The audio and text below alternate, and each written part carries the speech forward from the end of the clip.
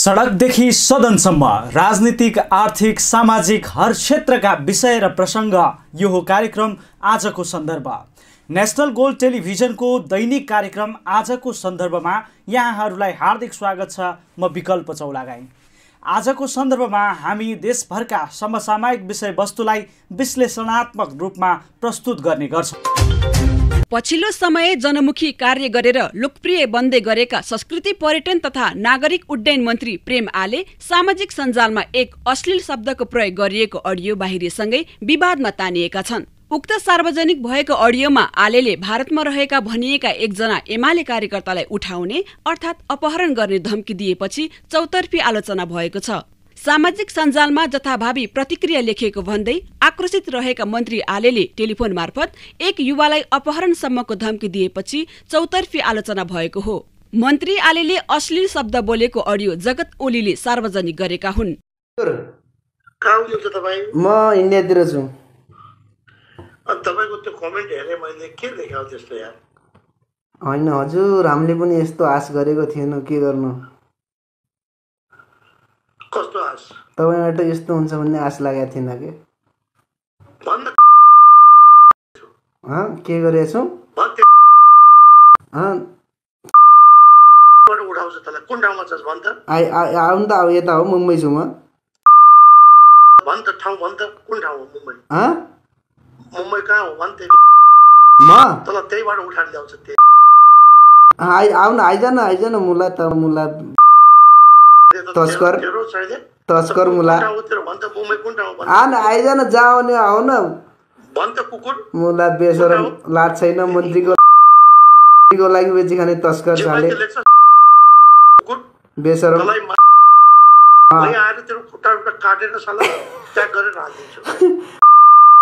मलाई अब सुन्न त के गर्छस् त मुला भन्न। उसके त सुतिया साले तस्कर 9 महिना जेल बसेर आएको होइन मुला, मलाई सिकाउँछस्? टोयलेट सफा गर्छस् त मुला जस्तो होइन के। म मन्त्री त्यो चर्पी सफा गरेर खाने आइज न, म के काम गर्छु हेरेर हेर पहिला। तँलाई त्यहीबाट उठाइदिन्छु। के गर्छ आएन एकै लात्ती हानेपछि उता गिर्ने जस्तो छस् मुला। बम्बई कुन ठाउँमा छस् भन् त कुकुर? भने त पहिला अन्धेरी छु भनेर आइज न। ठेगाना पठा त तेरो। अन्धेरी छु, अन्धेरी तेरो को मान्छेले पठाउने पठाके तेरो ठेगाना पठा त। अरे ठेगाना सुन्न, तँलाई ठेगाना भन्छु नि त। तेरो मान्छेको नम्बर दे, म नम्बर पनि दिएको छु त, हेर्न। अरे नम्बर नि मेसेन्जरमा दिएको छु, हेर्न मुला। नम्बर दिएको छु, नम्बरमा कल गर भन्। तँलाई पक एकचोटि त त्यहीबाट उठाइदिन्छु। मन्त्री आलेले धम्की दिँदै गरेको फोन वार्ता यतिखेर सामाजिक सञ्जालमा भाइरल भएपछि उनको सर्वत्र राजीनामाको माग उठेको छ। अडियोमा मन्त्री आलेले पुरै अश्लील शब्द बोलेका छन्, तर मन्त्री आलेको सचिवालयले भने तथ्यहीन आरोप लगाएर बदनाम गराउन खोजेको भन्दै आपत्ति जनाएको छ। निरन्तर रूपमा मन्त्री आले तथा नेकपा एकीकृत समाजवादीका नेताहरू विरुद्ध सामाजिक सञ्जालमा असभ्य टिप्पणी गरिएको भन्दै पर्यटन मन्त्री आलेका प्रमुख स्वकीय सचिव हेमन्त रेग्मीले विरोध जनाएका हुन्। सार्वजनिक पदमा नहुँदाका बखत भएका अनौपचारिक एवं व्यक्तिगत विषयलाई अनाधिकृत रूपमा बाहिर सार्वजनिक गरी मन्त्रीको छविमा आँच आउने काम गरिएको भन्दै दोषीमाथि कडा कारबाही गर्न स्वकीय सचिव रेग्मीले आग्रह गरेका छन्। मन्त्री आलेमाथि सुदूरपश्चिम प्रदेशको अछाम घर भई हाल भारतको मुम्बई बस्दै आएका जगत ओलीको नामबाट निरन्तर रूपमा उनीमाथि ब्ल्याकमेल गर्ने, उनलाई उत्तेजित गर्ने र सोही विषयलाई सामाजिक सञ्जालमा राख्ने तथा धम्क्याउने कार्य भएको भन्दै सचिवालयले खेद प्रकट गरेको छ। मन्त्री आलेको उक्त अडियो सामाजिक सञ्जालमा भाइरल बनेपछि विभिन्न तह र तबकाका व्यक्तिहरूबाट समेत सामाजिक सञ्जालकै मार्फत टिक्का टिप्पणी हुन थालेको छ। एमालेकी सांसद शान्ता चौधरीले पनि आलेको उक्त धम्कीको आलोचना गरेकी छिन्। हद नागेर अश्लील बोल्ने, आमालाई समेत जोडेर धावा बोल्ने प्रेम आलेलाई तुरुन्त बर्खास्त गर भन्दै सामाजिक सञ्जालबाट माग गरेकी छिन्। त्यस्तै एमाले नेता भीम रावलले पदीय मर्यादा, सामाजिक शिष्टता, नैतिकता र कानूनको समेत खिल्ली उड्याउने मन्त्रीलाई प्रधानमन्त्री देउबा र नेकपा यसका अध्यक्ष माधव नेपालले पदमा राखिरहनुहुन्छ भने उहाँहरूमाथि पनि जनताले गम्भीर प्रश्न उठाउन पर्ने हुन्छ। हेरौं उहाँहरू जनता, समाज र कानूनप्रति कति जिम्मेवार हुनुहुँदो रहेछ भन्दै आक्रोश पोखेका छन्। प्रधान न्यायाधीश चोलेन्द्र शमशेर राणा विरुद्ध गठबन्धन दलका नेताहरूले संसदमा महाअभियोग दर्ता गरेसँगै नेपालमा यसै विषयले चर्चा पाएको छ। यता प्रमुख प्रतिपक्षी दल नेकपा एमाले सर्वोच्चमा विचाराधीन कतिपय मुद्दा प्रभावित गर्ने गरी प्रधान न्यायाधीश राणा विरुद्ध महाअभियोगको प्रस्ताव दर्ता गराएकोमा सर्वोच्चलाई सत्ताको निर्देशन बमोजिम चलाई निरीह बनाउन खोज्ने काम गठबन्धनले गरेको आरोप लगाएको छ। आइतबार बालकोट स्थित अध्यक्ष केपी शर्मा ओलीको निवासमा बसेको सचिवालय बैठकले राणा विरुद्ध आकस्मिक षड्यन्त्रपूर्वक तरिकाले महाअभियोग प्रस्ताव आएको एमाले महासचिव शंकर पोखरेलले बताएका छन्। यसले सत्ता पक्ष र प्रतिपक्ष बीच सुरु भएको छलफल समेत बिथोलिने उनले बताए। राजनीतिक प्रणालीलाई अस्थिर बनाउने उद्देश्य अन्तर्गत यो कदम अघि बढाइएकोले एमाले गम्भीर ढंगले यसको प्रतिवाद गर्ने उनको भनाइ छ। आज सत्ता गठबन्धनले आकस्मिक रूपमा षड्यन्त्रपूर्ण तरिकाले सर्वोच्च अदालतका प्रधान न्यायाधीशका विरुद्ध महाभियोग प्रस्ताव दर्ता गरिसकेपछि उत्पन्न परिस्थितिका सन्दर्भमा आकस्मिक रूपमा आज हामी हाम्रो केन्द्रीय सचिवालयको बैठक सम्पन्न गरेका छौँ। बैठकले यो कदमलाई अत्यन्त गम्भीर र षड्यन्त्रपूर्ण कदमका रूपमा लिएको छ। यो अदालतमाथिको प्रहार मात्रै होइन, सिङ्गो लोकतन्त्रमाथिको प्रहार, सङ्घीय लोकतान्त्रिक गणतन्त्रमाथिको प्रहार र नेपाली जनताको सार्वभौम सत्तामाथिको प्रहारका रूपमा हामीले यसलाई लिएका छौँ।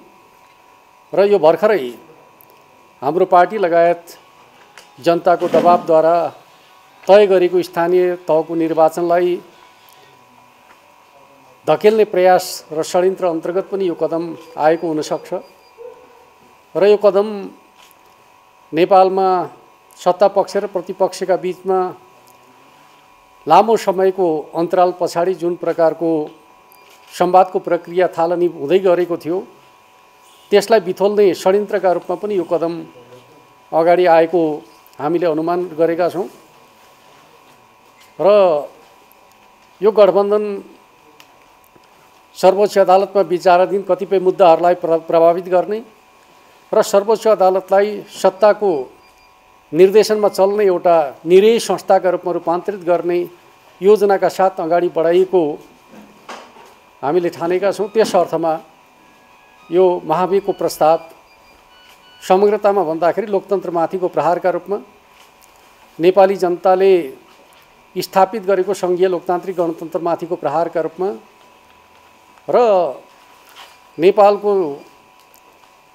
भर्खरै सुदृढ हुँदै गएको जुन राजनीतिक प्रणाली छ त्यसलाई अस्थिर बनाउने एक प्रकारले भन्दाखेरि नेपालमा नियन्त्रित अस्थिरता सिर्जना गर्ने उद्देश्य अन्तर्गत यो कदम अगाडि बढाइएको निष्कर्षका साथ हामीले यस विषयमा पार्टीको तर्फबाट गम्भीर ढङ्गले प्रतिवाद गर्नु आवश्यक छ र आम जनताले पनि यस प्रकारका षड्यन्त्रपूर्ण क्रियाकलापहरूलाई असफल पार्नका लागि सचेतनतापूर्वक अगाडि बढ्नु आवश्यक छ भन्ने निष्कर्ष हामीले निकालेका छौँ र हाम्रो संसदीय दललाई यस विषयमा आवश्यक कदम अगाडि बढाउनका लागि निर्देशन दिने खालको कुरा गरेका छौँ र त्यस आधारमा भोलि नै संसदीय दलको बैठक बस्नेछ र आवश्यक निर्णयहरू गर्नेछ। यस्तै नेकपा एमालेका सचिव योगेश भट्टराईले महाअभियोग ल्याएर स्वतन्त्र न्यायालयमाथि हस्तक्षेप गर्न खोजेको आरोप लगाएका छन्। एमाले संसदीय दलको बैठकपछि संवाददाताहरूसँग कुरा गर्दै भट्टराईले यसमा स्थानीय चुनावमा गडबडी गर्ने योजना रहेको समेत बताए। महाअभियोग बारे टिप्पणी गर्दै भट्टराईले स्वतन्त्र न्यायालयमाथिको हस्तक्षेपको संज्ञा दिएका हुन्। भट्टराईले नेपाली कांग्रेस नियोजित षड्यन्त्रमा फँसेको समेत दावी गरे। सत्ता पक्ष र प्रतिपक्ष बीच द्वन्द्व बढाएर मुलुकलाई असफल राष्ट्रतिर धकेल्ने नियोजित षड्यन्त्रमा नेपाली कांग्रेस फँसेको उनको आरोप छ। नेकपा एमाले प्रति ध्यानाकर्षण हुनु स्वाभाविक हो, किनकि संसदमा सबभन्दा ठुलो दल हामी हौँ र जनआधारमा पनि सबभन्दा ठुलो दल नेकपा एमाले हो। यसले लिने कुनै पनि निर्णयहरू मुलुकको निम्ति दूरगामी महत्त्वको हुन्छ। त्यसकारणले नेकपा एमाले आवेगमा उत्तेजनामा कुनै पनि निर्णय लिँदैन। आजको संसदीय दलको बैठकमा पनि पार्टी अध्यक्ष र संसदीय दलको नेताले यो कुरा बडा प्रष्ट भन्नुभएको छ।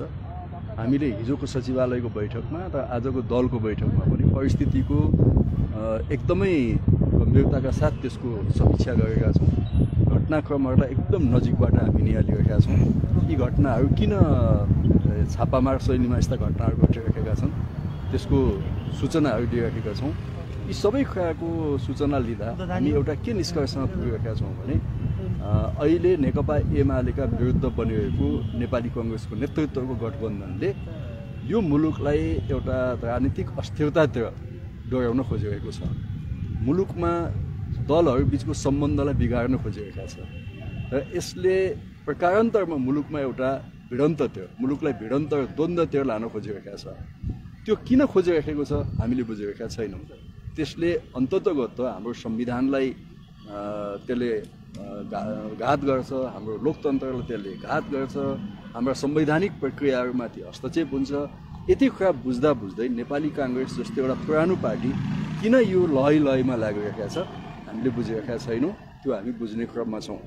अब जहाँसम्म हिजोको प्रधान न्यायाधीशमाथिको महाभियोग प्रस्ताव हो, नेपालको संविधानले महाभियोग प्रस्ताव लगाउन सक्ने संवैधानिक अधिकार दिएको छ, त्यो स्वाभाविक हो। तर कस्तो अवस्थामा र किन त्यो महाभियोग प्रस्ताव लगाइन्छ भन्ने कुरा स्पष्ट हुनुपर्छ। र आज हामी के निष्कर्षमा पुगिरहेका छौँ भने एकातिर स्थानीय चुनावको घोषणा भएको छ, वैशाख 30 गते स्थानीय चुनाव छ। अर्कोतिर एमसीसी जस्तो मुद्दाले नेपालको राष्ट्रिय राजनीतिलाई एकदम पेचिलो बनाइरहेको छ र अर्कोतिर दलहरू बिचमा एउटा अस्वस्थ खालको द्वन्द्वको वातावरण सिर्जना भइरहेको छ। यस्तो अवस्थामा यी सबै परिस्थितिलाई सम्हाल्नुपर्ने सत्ताको नेतृत्व गरेको नेपाली काङ्ग्रेस झन् उत्तेजनामा आएर परिस्थितिलाई भड्काउने दिशातिर गएको जस्तो हामीले महसुस गरेका छौँ। र हिजोको यो प्रधान न्यायाधीशमाथिको प्रधान न्यायाधीश को हुनुहुन्छ त्योसँग हामीलाई मतलब भएन। चोलेन्द्रजी हुनुहुन्छ कि दीपकजी हुनुहुन्छ कि अर्को कोही छ एबिसिडी, त्यो बेग्लै कुरा हो। तर स्वतन्त्र न्यायालयको पक्षधर भएको एउटा राजनीतिक शक्ति हुनुको नाताले हामीले हिजोको घटनालाई एउटा स्वतन्त्र न्यायालयमाथिको हस्तक्षेप हो र न्यायालयलाई सत्ताको लाचार छाया बनाउने कुचेष्टा हो भन्ने कुराले बुझेका छौँ। र आसन्न स्थानीय चुनावमाथि कुनै न कुनै गडबडी गर्ने योजना छ भन्ने कुरा हामीले बुझेका छौँ। र यो सत्तापक्ष र प्रतिपक्ष बिचको द्वन्द्वलाई अझै चर्काउँदै मुलुकलाई एउटा असफल राष्ट्रतिर धकेल्ने नियोजित षड्यन्त्रमा नेपाली काङ्ग्रेस फसेको छ भन्ने हाम्रो निष्कर्ष हो। र यो संविधान घोषणा गर्ने, माओवादीलाई शान्ति प्रक्रियामा ल्याउने र मुलुकमा एउटा लोकतान्त्रिक स्थायित्वको वातावरण बनाउने प्रमुख राजनीतिक दल हुनुको नाताले नेकपा एमाले यी सबै कुरालाई गम्भीरताका साथ विश्लेषण गर्दै हामी संयम र धैर्यताका साथ उपयुक्त निर्णय लिन्छौँ भनेर आजको दलबाट हामीले निर्णय गरेका छौँ।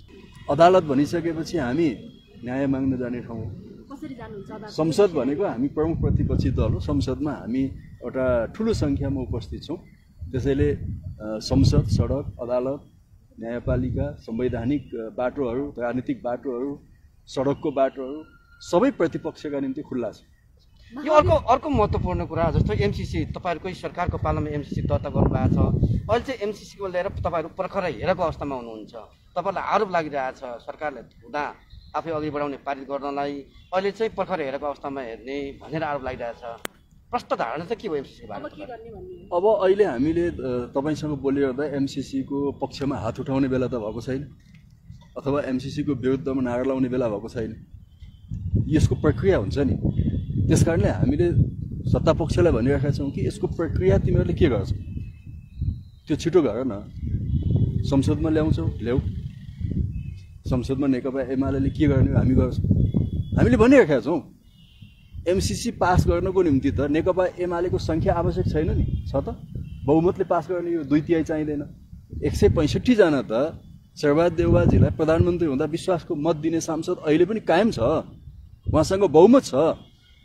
म तपाईँ मार्फत प्रधानमन्त्री शेरबहादुर देउवाजीलाई भन्न चाहन्छु कि तपाईँलाई विश्वासको मत दिने सांसदहरूलाई प्रयोग गर्नुहोस् न। खेलै सिद्धिको नि, किन हामी त्यो आँखा लाउनुहुन्छ? हामी त तपाईँको पार्ट होइनौँ नि, हामी त सत्तापक्षीय पार्ट होइनौँ नि, हामी त प्रतिपक्ष हौँ। प्रतिपक्ष भए पनि हामीलाई थाहा छ राष्ट्रिय हित केमा हुन्छ, हामीले चाहिँ द्विपक्षीय सम्बन्धहरूलाई कसरी सन्तुलनमा ल्याउनुपर्छ, अमेरिकासँग, चीनसँग, भारतसँग, कुनै पनि मित्र राष्ट्रहरूसँगको सम्बन्ध, सहयोगको आदान प्रदान कसरी गर्नुपर्छ, त्यसमा नेकपा एमाले जस्तो एउटा जिम्मेवार पार्टीले सन्तुलित भूमिका खेल्छ, त्यो हामीलाई थाहा छ। तर आज सङ्ख्यात्मक हिसाबले संसदमा त्यो काम गर्ने एमालेको आवश्यकतै छैन नि। 165 जना तपाईँले बोकेर बस्नु भएको छ, त्यो 165 जनालाई तपाईँले व्हिप जारी गर्नुहोस् न, प्रधानमन्त्रीले व्हिप जारी गर्नुहोस्, माधव नेपालजीले व्हिप जारी गर्नुहोस्, प्रचण्डजीले गर्नुहोस्, उपेन्द्रजीले गर्नुहोस्, खेलै सिद्धिको नि। यता नेपाली काङ्ग्रेसका वरिष्ठ नेता रामचन्द्र पौडेलले सर्वोच्च अदालतका 4 न्यायाधीश विरुद्ध प्रमुख प्रतिपक्षी दल एमाले महाभियोग प्रस्ताव ल्याउन नमिल्ने टिप्पणी गरेका छन्। काङ्ग्रेस वरिष्ठ नेता पौडेलले एमाले संसद विघटनको मुद्दामा आफूलाई हराए बापत सर्वोच्च अदालतको निर्णय विपरीत महाअभियोग प्रस्ताव ल्याउन नमिल्ने तर्क गरेका हुन्। उनले सर्वोच्च अदालतको निर्णय अन्तिम हुने र त्यसलाई चुनौती दिने गरी एमाले कुनै पनि न्यायाधीश विरुद्ध संसदमा महाअभियोग प्रस्ताव ल्याउन नमिल्ने बताएका छन्। वरिष्ठ नेता पौडेलले सो प्रस्ताव एमाले ल्याए सभामुख अग्निप्रसाद सापकोटाले संसदबाटै अस्वीकार गरिदिने दाबी समेत गरे। खै अब उहाँहरूले त्यो प्रस्ताव ल्याउनु होला जस्तो लाग्दैन, त्यो प्रस्ताव ल्याउनु होला भन्ने मलाई चाहिँ विश्वास छैन। र एउटा कुरो के हो भने आफूलाई मुद्दा हराएको बापत महाभियोग ल्याउन पाइँदैन, त्यो चाहिँ सरासर अनुचित हो। किनभने मुद्दाको हकमा सर्वोच्चको फैसलाको हकमा सर्वोच्चको निर्णय नै अन्तिम हुन्छ, त्यसलाई चुनौती दिन हुँदैन, त्यो पाइँदैन। त्यसकारण चाहिँ त्यस बापतमा उहाँहरूले हामीलाई मुद्दा हराएको भनेर चाहिँ महाभियोगको प्रस्ताव अगाडि लानुभयो भने त्यो प्रस्ताव सदनले स्वीकार्न सक्दैन। त्यो प्रस्ताव सदनको नेतृत्वले पनि त्यसलाई प्रथम द्रष्टा स्वरूप नै अस्वीकार गरिदिन सक्छ। र अहिले ढिलै भए पनि यो सरकारले यो नेताहरूले भनौँ न, पोलिटिकल पार्टीका संसदका नेताहरूले अहिलेसम्म आँट गर्न सकेका थिएनन्। मलाई लाग्छ अहिले उहाँहरूले चाहिँ एउटा निकास, प्रधान न्यायाधीशले पनि म त छोड्दिनँ, म त बसेँ कि मलाई वैधानिक प्रक्रियाबाट संवैधानिक प्रक्रियाबाट हटाऊ, होइन म हटियो भनेदेखि त महाभियोग ल्याऊ अथवा के गर भन्ने खालको उहाँको सधैँको सन्देश त्यही पनि थियो। तर अब उहाँकै आकाङ्क्षालाई पनि यो पुरा गर्नलाई यो प्रस्ताव गएको जस्तो लाग्छ। र मलाई लाग्छ यसबाट सर्वोच्च अदालतको गतिरोध चाहिँ नि अब चाहिँ नि हट्नुपर्छ। र यो गतिरोध हटाएर सर्वोच्च अदालतले जनतालाई न्याय दिने अदालत यसरी चाहिँ नि ठप्पै भएर बस्दा नेपाली जनताको न्याय हराएको थियो। अब त्यो न्याय चाहिँ जनताले पाउँछन् भन्ने मैले विश्वास लिएको छु। अन्ततः नेकपा एमाले बाहिर चर्चा गरिए जस्तो सभामुख र सर्वोच्चका न्यायाधीश विरुद्ध कुनै काउन्टर महाभियोग नल्याउने भएको छ। प्रधान न्यायाधीश चोलेन्द्र शमशेर राणा विरुद्ध महाभियोग ल्याएपछि बसेको एमाले संसदीय दलको बैठकले वस्तुस्थितिको ठोस अध्ययन गरेर मात्र यसबारे कदम चाल्ने निर्णय गरेको हो। बैठकबारे जानकारी गराउँदै एमालेका प्रमुख सचेतक विशाल भट्टराईले यसको म्यान्डेट उच्च तहका नेताहरूलाई दिएको जानकारी दिएका छन्। नेपाल कम्युनिस्ट पार्टी एमाले सङ्घीय संसदीय दलको निकै लामो समयपछि आज बैठक बस्यो। पार्टीका अध्यक्ष तथा संसदीय दलका नेता केपी शर्मा ओलीको अध्यक्षतामा बसेको बैठकमा आज हामीले विभिन्न सांसदहरूलाई मन्तव्यका लागि पनि अवसर प्रदान गरेका थियौँ। त्यस क्रममा माननीय भीम रावल, घनश्याम भुषाल, त्यसै गरी महेश बस्नेत, त्यसै गरी गोकुल बास्कोटा, झपट रावल, त्यसै गरी चाहिँ विमला विश्वकर्मा लगायत माननीय सदस्यज्यूहरूले पनि आफ्नो मन्तव्यहरू राख्नुभयो र सबैको मन्तव्य सुनेर पार्टीका अध्यक्षले अहिलेको समसामयिक परिस्थितिको बारेमा आफ्ना भनाइहरू राख्नुभएको थियो।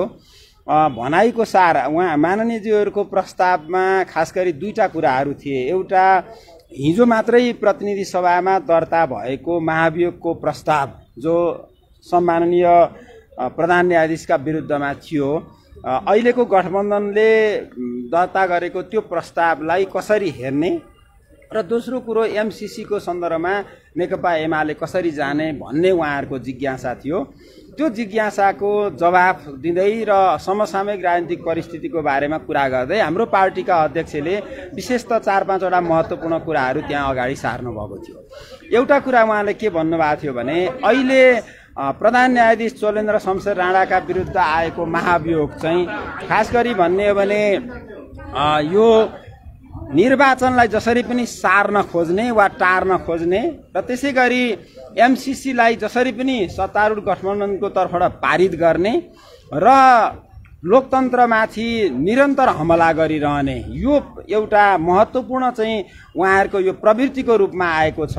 यसलाई व्यक्ति विशेषलाई गरेको एउटा आक्रमणको रूपमा मात्रै नबुझेर प्रधान न्यायाधीश चोलेन्द्र शमशेर राणाप्रति हामी सकारात्मक भएको, उहाँले राम्रो काम गर्नुभएको छ, उहाँलाई हामीले बोकेरै हिँड्नुपर्छ, उहाँलाई जोगाउनुपर्छ भन्ने मनसाय नेकपा एमालेको बिल्कुलै छैन। उहाँका अनगिन्ती कमजोरीहरू देखिएका छन्, उहाँप्रति थुप्रै चार्जहरू पनि लागेका छन्, उहाँप्रति आलोचना पनि छ नेकपा एमालेको, रहँदै आएको पनि थियो। विगतमा परमादेश गराउने नेतृत्व उहाँले नै गर्नुभएको थियो, त्यहीँदेखि अदालत बिथोलिएको थियो। तर त्यसका बावजुद पनि यो जुन बेलामा आयो, जसरी आयो, जे नियतले आयो त्यो वास्तवमा 3वटा कुरामा आधारित थियो। एउटा अदालतलाई निरन्तर गिजोलिरहने र अदालतलाई अस्थिर बनाउने, दोस्रो निर्वाचन सार्ने र तेस्रो कुरो एमसीसी पास गर्ने। यो गलत उद्देश्यका साथ आएको छ। त्यसकारण यसलाई चाहिँ हामीले प्रतिवाद गर्नुपर्छ र त्यो प्रतिवाद चाहिँ आवश्यक पर्दा सडकबाट पनि गर्नुपर्छ, आवश्यक पर्दा न्यायालयबाट पनि गर्नुपर्छ, कानुनी क्षेत्रबाट पनि गर्नुपर्छ र हामी यसलाई चाहिँ प्रतिवाद गर्छौँ भन्ने मनसायका साथ पार्टी अध्यक्षले बोल्नु भएको छ।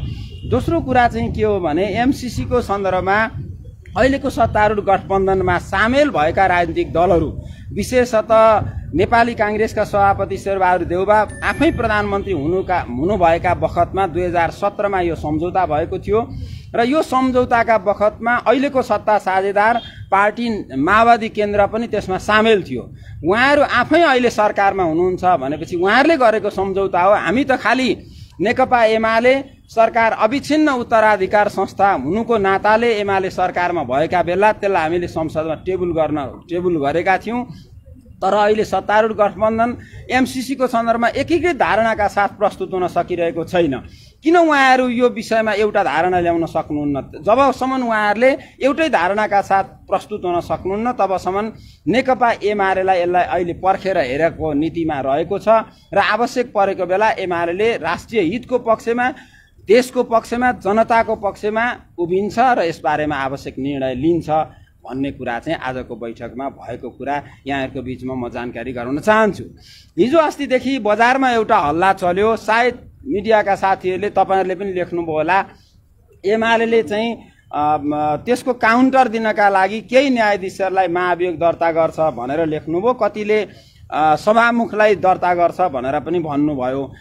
तर स्रोतहरू कहीँ पनि खुलेको मैले देखिनँ। मलाई पनि धेरैले हिजो फोन गर्नुभएको थियो, मैले भनेको थिएँ यस सम्बन्धमा कुनै पनि निर्णय भएको छैन र निर्णय पछि मात्रै यो कुरा भन्न मिल्छ भन्दै पनि धेरैले लेख्नुभयो र वास्तवमा त्यो चाहिँ एउटा के हो भने पूर्व अनुमान थियो र आजको बैठकले यस सम्बन्धमा सम्पूर्ण सांसदहरूले आफ्नो मन्तव्य राख्दै वस्तुस्थितिको ठोस विश्लेषण गरेर सम्पूर्ण कानुन र संविधानको अध्ययन गरेर हिजोको त्यो घटनाक्रम र समग्र अहिलेको सत्तारूढ गठबन्धनले गरेको व्यवहारका विरुद्ध कसरी प्रतिवाद गर्ने भन्ने बारेमा उच्च स्तरीय नेतृत्व बसेर ठोस निर्णय आओस् भन्ने कुरा सांसदहरूको तर्फबाट आज सुझाव गएको छ र नेतृत्वले पनि यथाशीघ्र बैठक बसेर सबै पक्षहरूको विश्लेषण गरेर यथोचित र समयमै निर्णय गर्ने कुरा वचनबद्धता आज पार्टी अध्यक्षले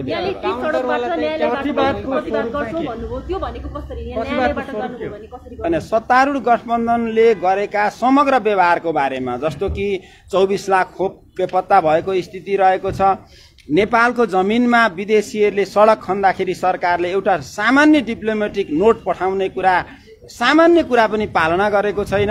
अरू थुप्रै कुराहरूमा सत्तारूढ गठबन्धन चाहिँ चुकेको देखिन्छ, अर्थतन्त्र रसातलमा पुगेको देखिन्छ अहिले हेर्दाखेरि ब्याङ्कहरू त्यस्तै तरलताको अवस्थाबाट चाहिँ गुज्रिरहेको अवस्था छ र सरकारले कुनै पनि एउटा ठुलो आयोजनाको भुक्तानी गर्ने रकम पनि सरकारसँग नभएको यो अवस्था छ र रेमिटान्स निरन्तर घट्दो क्रममा रहेको छ। यस्तो ठुलो व्यथितिका बीचमा सत्तारूढ गठबन्धन अदालतलाई गिजोल्ने, अरू सम्पूर्ण सङ्घ संस्थाहरूलाई अस्थिर बनाउने, संसदलाई नाकामयाब साबित गर्ने, सम्पूर्ण नेपालका चाहिँ महत्त्वपूर्ण र हामीले चाहिँ मान्दै आएका संस्थाहरूलाई डिफङ्क्ट बनाउने एउटा गतिविधिमा छ। निरन्तर र नियन्त्रित अस्थिरताको पक्षमा अहिलेको गठबन्धन रहेको छ र त्यसभित्रका केही शक्तिहरू रहेका छन्। त्यसलाई प्रतिवाद सायद हामीले संसदमा मात्रै गरेर पुग्दैन।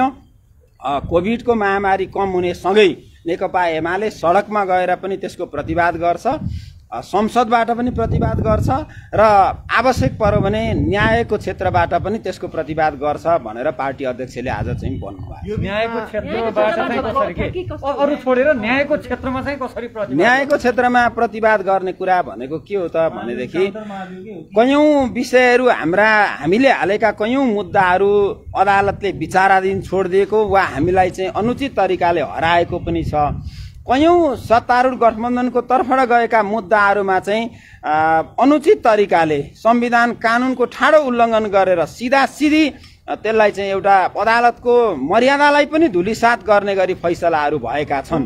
जस्तो कि म तपाईलाई बताउन चाहन्छु बारको वकिलहरूले बसेर बेला बेलामा फलाना इजलासमा चाहियो भनेर माग गर्ने, अनि इजलासमै बसिएका संवैधानिक इजलासमा बसेका न्यायाधीशहरूको तर्फबाट फलाना भयो भने हामी बस्दैनौँ भनेर भन्ने र उनीहरू हटेपछि फेरि बस्न तयार हुने जस्तो खालको गुटबन्दी जन्य क्रियाकलाप भए र न्यायाधीशहरू पट्टी बाँधेर आन्दोलनमा उत्रिनुभयो, ट्रेड युनियनको आन्दोलन जस्तो यो खालको व्यथिति अदालतमा हुने कुरा हामी मुलुकवासीका लागि, हामी स्वतन्त्र न्यायपालिकाको पक्षधरहरूका लागि किमार्थ पनि स्वीकार्य हुन सक्दैन। त्यसकारण यसको पनि हामीले आवश्यक परेको ठाउँमा प्रतिवाद गर्नुपर्छ भनेर भनेका छौँ। अहिले मैले तपाईँहरूलाई मूर्त रूपमा भन्न सक्ने कुरा के हो भने सडकबाट, अदालतबाट र त्यसपछि चाहिँ अब आवश्यक पर्यो भने अरू संसदबाट, सबै क्षेत्रबाट हामी चाहिँ यी सबै गलत क्रियाकलापका विरुद्ध चाहिँ अगाडि बढ्छौँ भन्ने हाम्रो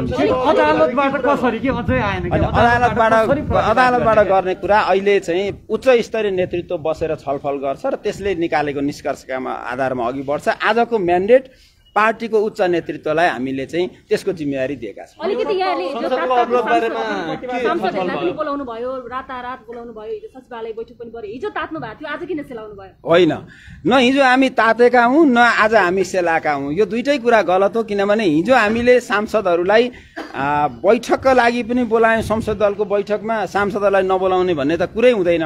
संसदीय दलको बैठक छ, सांसद चाहिँ आउनु पर्दैन त भन्न मिलेन होला, त्यसकारण हामीले बोलायौँ। होइन, अब दलको बैठक राखे त बोलाउनै पर्यो। दलको बैठक नियमित पनि हुन्छन्, कहिलेकाहीँ आकस्मिक पनि हुन्छन्। अब संसदको बैठक उहाँहरूले अचानक 4 गतेलाई सार्नुभयो, त्यस कारणले गर्दाखेरि हामीले सांसदहरूलाई बोलायौँ। हस्ताक्षर सबैको हामीले गराएर राखेका छौँ। अब आवश्यक परेको ठाउँमा ती चिजहरूको उच्च स्तरीय नेतृत्वमा छलफल गरेर चाहिँ अगाडि बढाउने कुरा हुन्छ। मैले यति भने संसदको अवरोधको बारेमा हाम्रा मागहरू पूरा नहुन्जेल यसलाई निरन्तरता दिन चाहन्छौँ, त्यही कुरा भयो। सत्तारूढ गठबन्धनका प्रमुख 3 दल नेपाली कांग्रेस, नेकपा माओवादी केन्द्र र नेकपा एकीकृत समाजवादी मिलेर आइतबार प्रधान न्यायाधीश चोलेन्द्र शमशेर राणा विरुद्ध संसद सचिवालयमा महाभियोग प्रस्ताव दर्ता गरेका थिए। 3 दलका 98 जना सांसदले महाभियोग दर्ता गरेका हुन्। महाभियोग दर्ता गरेसँगै प्रधान न्यायाधीश जबरा निलम्बनमा परेका छन्। नेपालको संविधान 2072 को धारा 101 को उपधारा 2 मा प्रधान न्यायाधीश विरुद्ध महाभियोग प्रस्ताव दर्ता गर्ने व्यवस्था गरिएको छ। धारा 101 को उपधारा 2 मा प्रधान न्यायाधीश माथि महाभियोग लगाउन सकिने 5 वटा आधारहरू प्रस्तुत गरिएका छन्। संविधान अनुसार प्रधान न्यायाधीश माथि महाभियोग लगाउन सकिने पहिलो आधार हो संविधान र कानूनको गम्भीर उल्लङ्घन गरेमा। दोस्रो कारण हो कार्यक्षमताको अभाव। त्यसैगरी तेस्रो कारणमा रहेको छ खराब आचरण, इमानदारीपूर्वक आफ्नो पदीय कर्तव्यको पालना नगर्नु महाअभियोग लगाउन सकिने चौथो आधार हो। प्रधान न्यायाधीशमाथि महाअभियोग लगाउन सकिने 5औं आधार हो आचार संहिताको गम्भीर उल्लङ्घन गरेको कारणले आफ्नो जिम्मेवारी पूरा गर्न नसक्नु। यस्तो प्रस्ताव प्रतिनिधि सभामा तत्काल कायम रहेका सम्पूर्ण सदस्य संख्याको कम्तीमा 2/3 बहुमतबाट पारित भएमा सम्बन्धित व्यक्ति पदबाट स्वतः मुक्त हुने व्यवस्था संविधानमा छ। महाअभियोग दर्ता भएपछि कुनै व्यक्तिको विरुद्ध महाअभियोगको प्रस्ताव पेश गर्ने आधार र कारण विद्यमान भए नभएको छानबिन गरी सिफारिस गर्ने प्रयोजनको लागि प्रतिनिधि सभामा एक महाअभियोग सिफारिस समिति हुनुपर्ने संविधानमा उल्लेख छ। यो समितिमा प्रतिनिधि सभाका 11 जना सदस्य रहने व्यवस्था संविधानमा गरिएको छ। महाअभियोग लागेको व्यक्तिमाथि लागेको आरोप निराधार रहेको भन्दै प्रतिनिधि सभाका कम्तीमा 3 जना सदस्यले प्रमाणित गरी पेश गरेमा समितिले त्यस्तो उजुरीमाथि संघीय कानुन बमोजिम छानबिन गरी महाअभियोग सम्बन्धी कारबाहीका लागि प्रतिनिधि सभा समक्ष सिफारिस गरेमा महाअभियोग प्रस्ताव पेश हुन सक्नेछ। महाअभियोग लागेपछि सम्बन्धित व्यक्तिले कारबाहीको अन्तिम टुङ्गो नलागेसम्म आफ्नो पदको कार्य सम्पादन गर्न नपाउने व्यवस्था छ।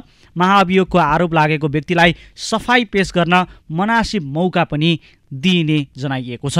महाअभियोग प्रस्ताव पारित भई पदमुक्त भएमा प्रधान न्यायाधीशले पदमा रहँदा कुनै कसुर गरेको भए त्यस्तो कसुरमा पनि संघीय कानुन बमोजिम कारबाही गर्न सकिने व्यवस्था समेत संविधानमा गरिएको छ। हवस् त, कार्यक्रम आजको सन्दर्भ आजलाई यति नै। कार्यक्रमको अर्को श्रृङ्खलामा फेरि भेट हुने रहेछ। आजलाई भने सम्पूर्ण युनिटको साथमा म विकल्प चौलागाई पनि बिदा हुन्छु। नमस्कार।